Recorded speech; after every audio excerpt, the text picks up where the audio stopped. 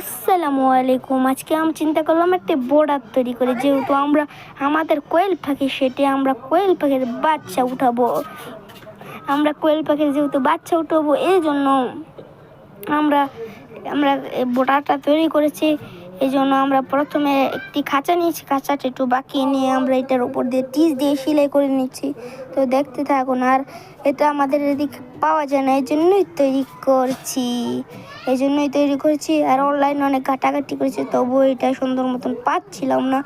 এই জন্য আমরা এটা এখন অর্ডার না দিয়ে না কিনে আমরা এই চেষ্টা করছি তৈরি করা, দেখি কীরকম হয়।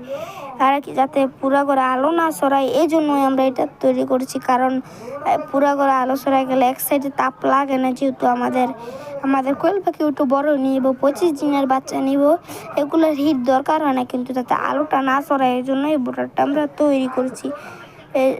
এখন সেলাই করছি সুন্দর মতন। তো দেখতে থাকুন আমরা কিভাবে সেলাই করি। এখন দেখতে থাকুন আমরা কিভাবে সেলাই করছিলাম। সেলাই করতে করতে আমাদের অনেক দেরি হয়ে যাচ্ছিল। আর আরেকটি কথা, তখন কিন্তু আমরা ভিডিও অফ দিয়ে এবং আমরা টানে ভিডিও আমরা করেছি। তো স্কিপ করে ভিডিও আমরা করেছি, তবুও 2 মিনিট 28 সেকেন্ড হয়েছে। বা এখন তো দেখতে থাকুন 2 মিনিট 28 সেকেন্ডের ভিডিওটা। তো দেখতে থাকুন আপনারা আমরা কিভাবে এটা সেলাই করি। আর এটা কিন্তু আপনারা আমাদের মতন ট্রাই করেন না, কারণ আমাদের মতন ট্রাই করলে আপনারাও ধরা খাবেন। কারণ আমাদের ঠিক মতন হয়েছে, কিন্তু এটা চলবে আমাদের জন্য। আপনারা বাচ্চা হিট দিতে পারবেন না এটা দিয়ে, কারণ আমরা সাদা লাইট দেবো। আর লাল লাইট হলে এটা লোহাটা গরম হয়ে আপনাদের এই টিসগুলো পুড়ে যাওয়ার সম্ভাবনা থাকবে। ওই জন্য আমরা সাদা লাইট ব্যবহার করব। তো দেখতে থাকুন আমরা কিভাবে তৈরি করি।